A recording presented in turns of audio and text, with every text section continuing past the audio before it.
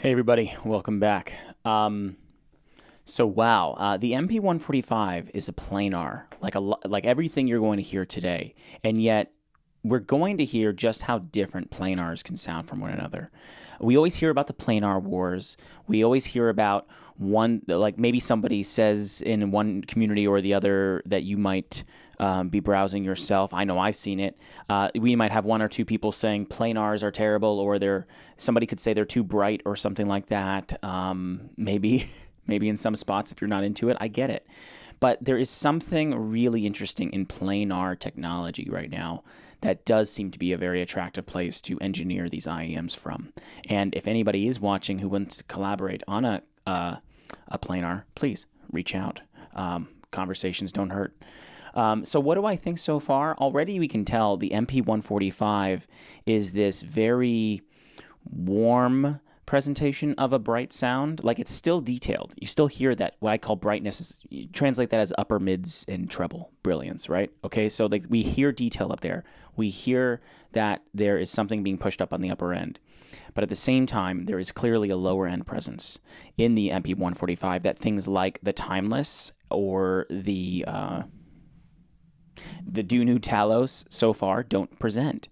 The Talos sounds almost, completely thinned out, and you might even say edgy to it, a little wispy by comparison. And again, it's by comparison. Like, if you listen to the Talos long enough, you will hear that crispiness only come off as a crystal clarity, and that could become a very, very good thing to you. But it takes some isolation. You can't just whip back and forth and expect the best qualities, the most enjoyable qualities of each of these IEMs to always come out. So that's a caveat as we think about the demos today, or really any comparison video I do. There's brain burn-in, I believe, and getting used to something, getting to know something. And sometimes you just don't get used to it. So even after all that I just said, I would say that the Talos is not my preference, and we're going to move away from it in the next clip. The Timeless is a little more interesting there because it has this universally acclaimed cohesion in its sound, this balance between the sound that just sounds like it plays with its different ends of the spectrum very nicely, and with maybe a little bit of too much edge. But let's listen to another track now with the Timeless and its brother, the Timeless AE, the attempt at smoothing out that treble, and see, if the MP145 sounds really good with a low-end warmth added in the mix, then what about the Timeless AE, which is also a smoothened out experience? Let's find out. Together we cry.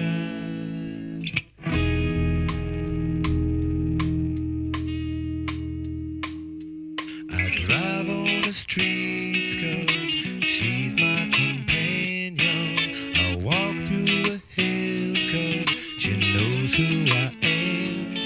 She sees my good deeds and she kisses me windy. And I never worry, now that is a lie.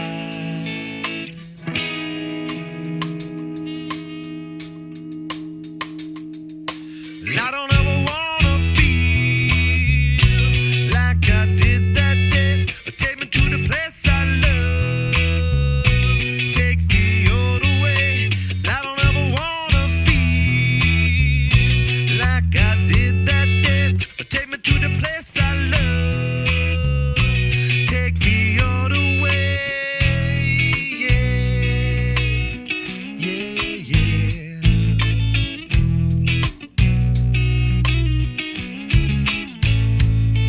It's hard to believe that there's nobody out there. It's hard to believe that I'm all alone. At least I have her love to see that she loves me. Lonely as I am, together we cry.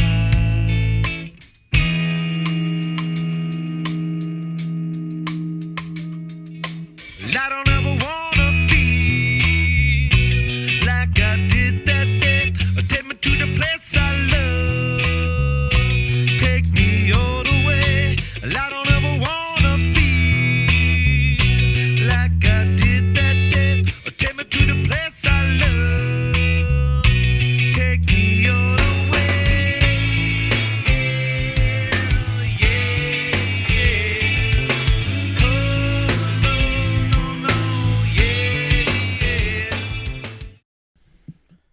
So the MP145 there very clearly to me provides this almost what sounds like should be there low-end presence. There's not much other way to put it more concisely. I think the MP145 does justice to that thick bass strumming that ought to be heard and experienced from this kind of like that deep side of that soulful end of rock. And I just don't get that from the Timeless or the Timeless AE much at all. I mean, look, that doesn't mean that they didn't do bad, that they didn't do good. The Timeless was an exciting adventure. It was dynamic. It was commanding your attention. You perk up to it and it sounds like, yeah, everything hits. But it's not, it doesn't give you the sultry end of the soulful end, the deep end in the same way. Okay? The Timeless slams, but it doesn't tickle you in the thumpy kind of low, like dum dum boom. Like it doesn't do that. You know what I mean? It's probably a rounded bass on the MP145, if I am just guessing by memory and by ear right now. It's probably got this hump of a bass, which covers that sub-bass region quite nicely, but also that upper bass region a little bit. It sounds like it goes into the mids a little further, but for a good cause. It brings texture to the bass. It brings that soul, okay? But if you cut it too short, you get this very dynamic and slammy separated sound that the Timeless might have, but it's missing the soul. And the Timeless AE is interesting. The Timeless AE says, let's take the original Timeless and let's try to make a smoother approach. But the thing is, smooth isn't necessarily what we are looking for in the emotion of the music when we want something warmer. If we're gonna go warm, make a thicker low-end bass. Give what the MP145 is going toward. I might even argue that the MP145 could afford a little bit more something, sort of, in the low end. I don't know if you would push it too far. It may be just a sweet spot that's hard to change. But it clearly does it better justice here. And in terms of the upper end, though, there's nothing that's going to beat that Timeless in terms of that clarity factor. I know it's basically because the Timeless has more treble, right? But when you go to the Timeless AE, it smoothens it out to the point where it's really just a different experience. It's for a laid-back, easy-going listening experience, which isn't bad. It's neither soulful nor dynamic and action-packed. To me, that makes the Timeless AE a very likable set, but it's not something that I love. And the original Timeless is something that I really do love for that dynamic and punchy sound. But I have to give it to the MP145 ultimately here. I think I prefer it over the original Timeless for this style, for this experience. We'll see if that lasts for the rest of the video with other planar competition, but I think so far, if I took the Timeless out a little bit and we focused elsewhere, I'd be okay with that. I want to explore the MP145 more against other things. All right.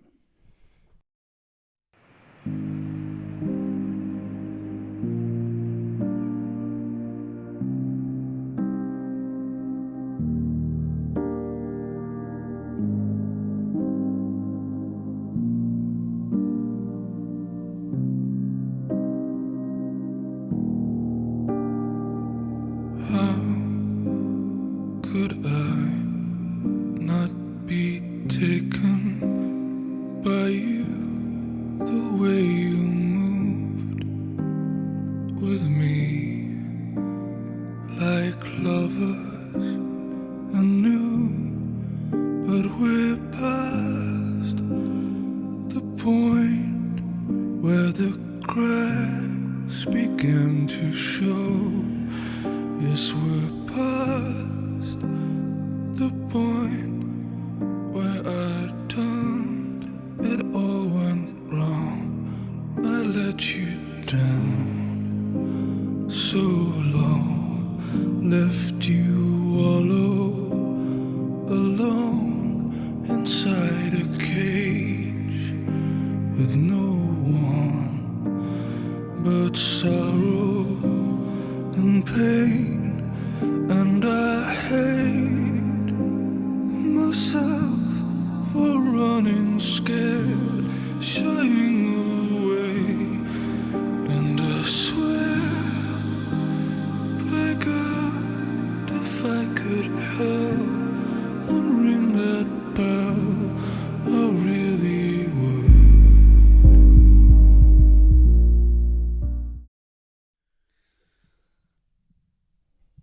You know, I really wish I turned on that lava lamp a lot earlier. It's only just now starting to melt.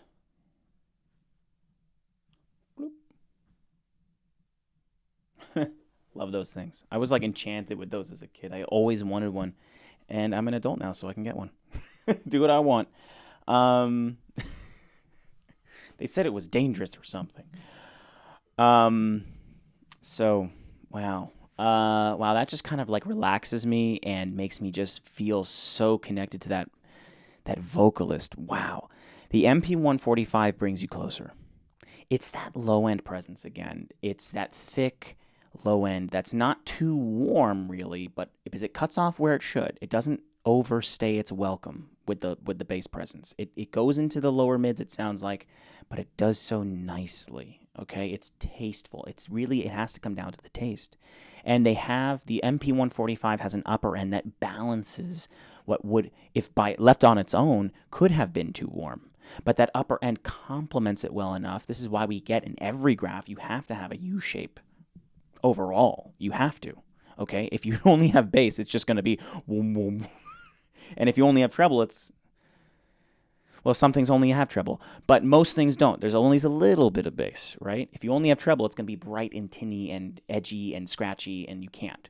But when you have them together in the same headspace and you just balance it on the upper end with just the right kind of lower end, you get the MP145. It's very nice. It brings out the male vocals in the same way that we saw that soulfulness being brought out in the bass guitars, strings, and so on. It's just that anything that has soul in the low end and richness and texture there, anything that has harmonics going on down there that are required to appreciate the full instrument, the MP145 allows you to hear it, honestly. And then the S12 is interesting. The S12 Pro, rather, it's got that good clarity. It's got a good, there's not a lot of going on in that last track, mind you, okay? So it's not showing off where it excels necessarily, but it still presents this kind of clear impression of the person's voice. It's not as soulful. Sorry for hitting the mic. It's not as soulful. It's not as rich, but it is very nice and clean and clear sounding. Let's go to a female vocalist, though. Let's see what happens if we change it up a little bit. Somewhere else in the response. Incorporate some more instruments. See if the S12 Pro comes out with its clarity a little more nicely.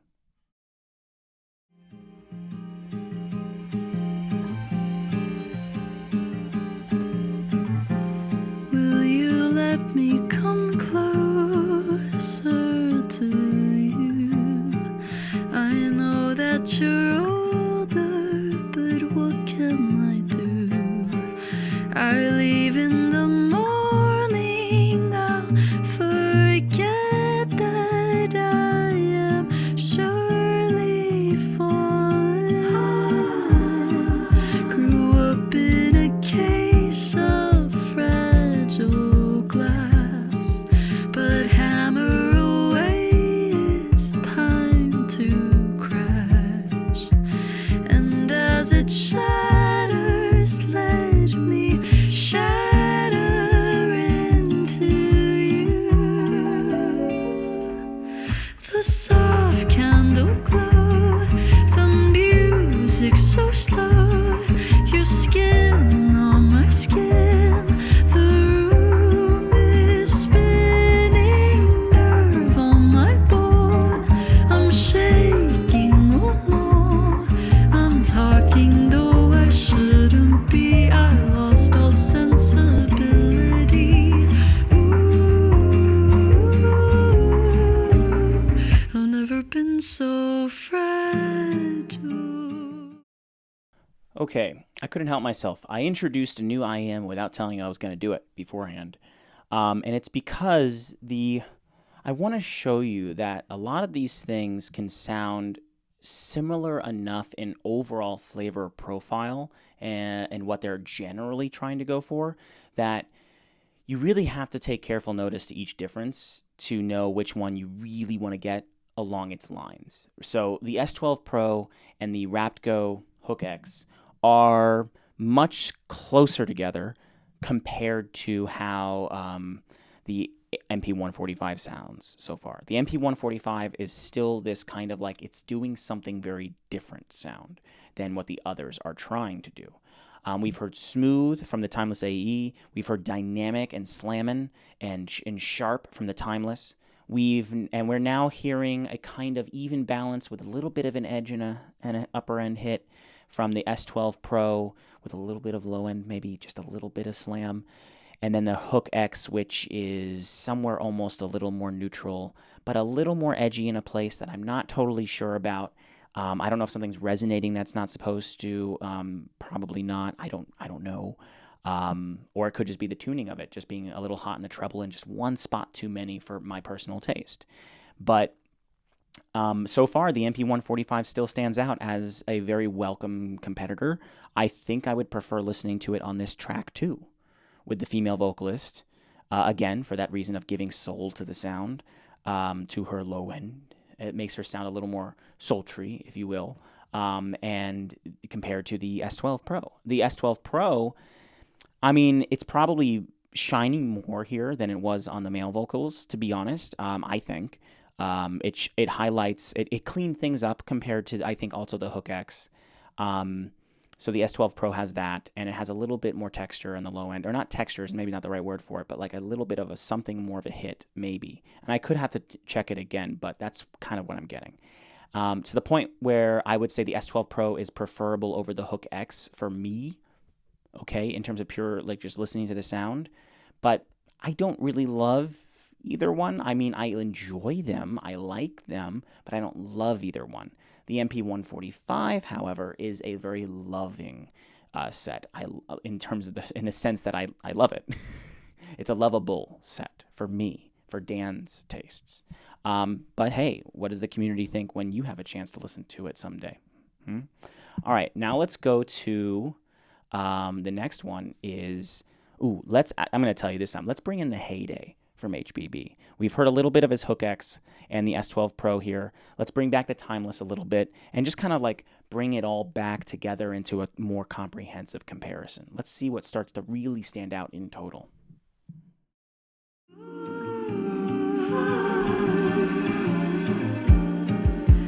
It's been a year and 40 days since you picked me up and swept me away. I wanted to run with you into the midnight sun with you. Now I sit around and rust in rain, turn into dust as I just wait for someone to hold me like you did that night. I still remember the soft candle glow, the music so slow, your skin on my skin. The room kept spinning round. I'm alone, new town on my own. I'm missing you, I shouldn't be. I lost all sensibility.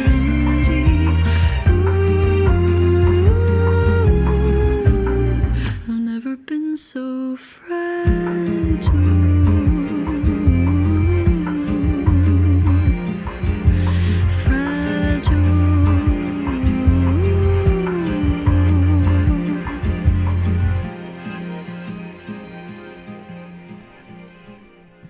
Okay, so I think we're seeing that the MP145 is still holding up against more of these comparisons because it's just doing something very different.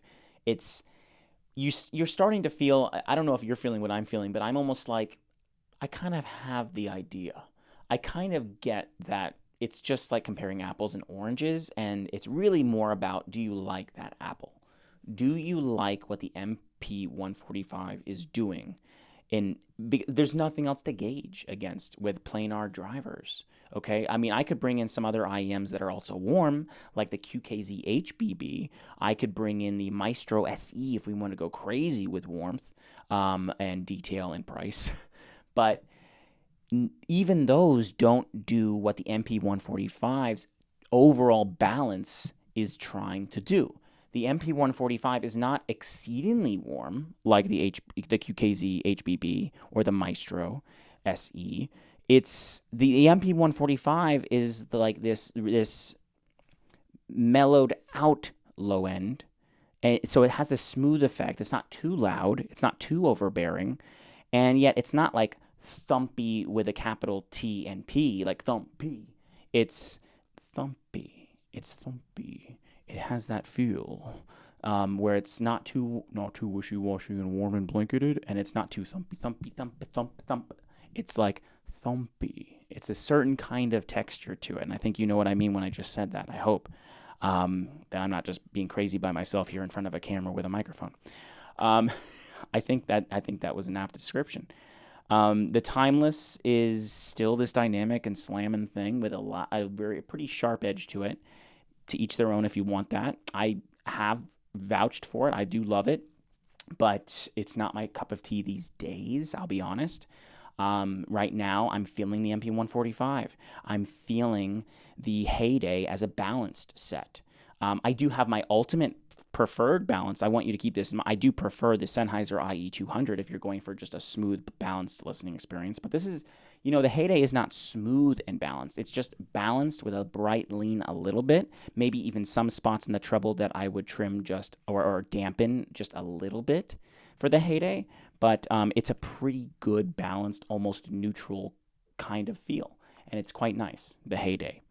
But you know what? Let's go one more time. Just one more time for us together to think through all these things back and forth, all the things we've heard in the video so far. Just a little bit more listening time on another track with a little more action going on.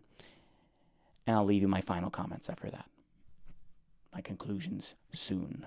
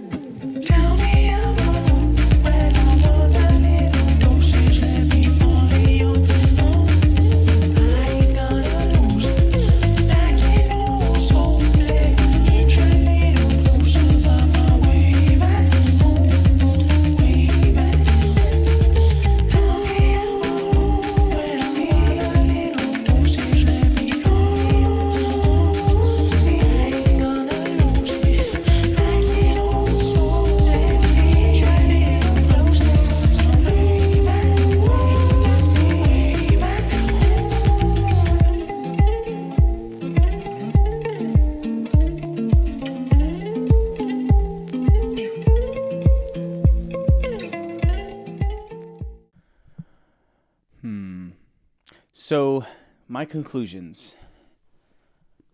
MP145 is worth having in a collection. Is it worth something that I would hype over the mountaintops as the best thing that there is in IEMs? No.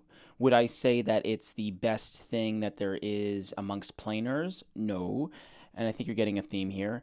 It doesn't have to be the best all the time amongst everything, but it needs to bring a great deal of joy, maybe the best joy within its flavor. Okay, so like for what it's going for, it's doing something so unique with its thump and the level of the warmth that's balanced with the thump, that it's a unique balance that I haven't heard very much of, and I think that's worth mentioning. I think that's worth adding to a collection.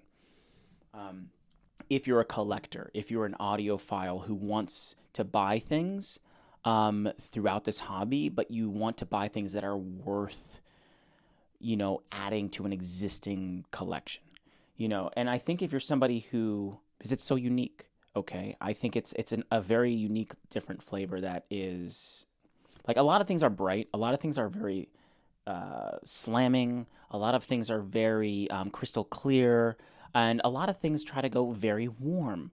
But it's not as common or easy to find things that have a delicate balance of warmth with thump the way that the MP145 does. Is it the perfect balance overall, though, with the way it plays with the upper mids and the treble? I personally would like more treble. I would like a lean more towards that upper end. I did create an EQ profile that played with it and honestly pushed it to a place that isn't just unique and a worthwhile addition to the collection, but something that I could definitely tell you is one of the most joyful kind of listening experiences I've had with IEMs. It's amazing what EQ can actually do to align something with your taste. You just got to find something that's at a healthy starting point that like this does with its timbre, with its balance of the low end, that it wasn't that difficult to EQ to something that I really enjoyed. So if you do buy it, you can I'll share my EQ profile at some point, and we can all just enjoy my sound together. You can see what it's like anyway. And if you're already adding it to your collection because of its unique flavor profile, then it's just like an added benefit all around. The way it starts and the way it might end if you want to EQ it the way I do. So that's, if you want to hear more about where the other IEMs place in your personal bubble of comparisons and your own bubble of enjoyment for different flavors, go ahead.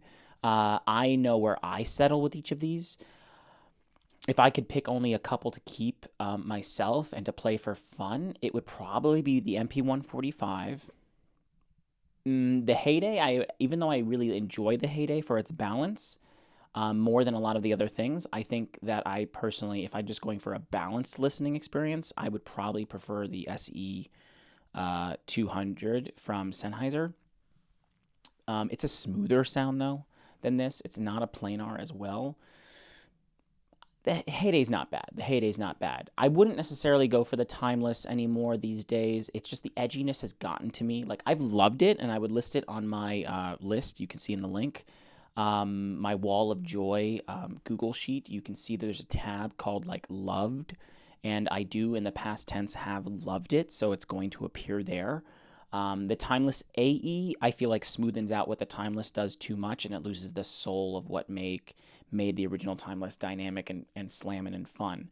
I like the way it smoothened things out, but again, if you're going to go for smooth, I would go for the Sennheiser IE200. Did I say something else? The EA or SE200? Whatever. I'm not going to undo this right now at this point. It's just a slip with the tongue. We'll deal with it. The Hook X is a little rough for me. I can't put a finger on it. It's not my exact cup of tea, but some people love it. The S12 Pro is not something I prefer any more or less really than the Timeless at this point, except for the fact that it's not comfortable in my ear physically. But it's what, pick your poison between the S12 Pro and the Timeless. And that's it, guys. In terms of all these planars being presented today, I think the MP145 is an overall winner. I think we should go for it. I don't hold back from recommending it. It's a really, really pleasant addition to the community of IEMs out there. It's a worthwhile change and a unique twist on things, and it has my support. Anyway, enjoy some outro music, just a little clip, just to hear some stuff again, and then I'll see you for the next one.